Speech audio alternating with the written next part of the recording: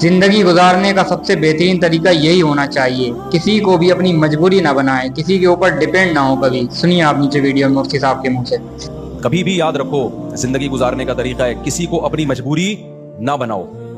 جب آپ مجبوری بنا لیتے ہو نا کسی کو، آپ کے ہاتھ بن جاتے ہیں، آپ کے ہاتھ بن جاتے ہیں، اور جتنا آپ اپنے آپ کو دوسروں کے سامنے مجبور بناؤ گے، اس زمانے میں اگلا اتنا ہی آپ کو نوچ نوچ کے کھانا شروع کر دے گا، نوچ نوچ کے کھانا شروع کر دے گا۔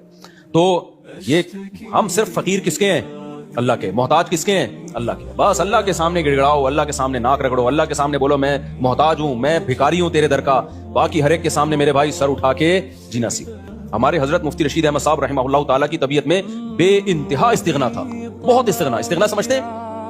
یعنی وہ اپنے آپ کو کسی کا محتاج نہیں بناتے تھے کبھی بھی۔ لیکن ہم نے دیکھا کہ ہمارے حضرت کی کوئی ذرا سی خدمت کر لینا، حضرت کو پتا چلتا تھا نا یہ دل سے خدمت نہیں کرنا چاہتا، حضرت کبھی بھی خدمت نہیں لیتے تھے اس سے۔ حضرت فرماتے تھے میرے محسنین صرف میرے ماں باپ ہیں اور میرے استاذ، اس کے علاوہ میں کسی کا احسان نہیں لیتا۔ ایسا سر اٹھا کے جیے ہمیشہ۔ لیکن ہم دیکھتے تھے اگر حضرت کی کوئی ذرا سی خدمت کرتے، بہت معمولی سی، اتنی دعائیں دیتے تھے، اتنی دعائیں، ہمیں شرمندگی ہوتی تھی ہم نے کون سا تیر مار لیا بھائی۔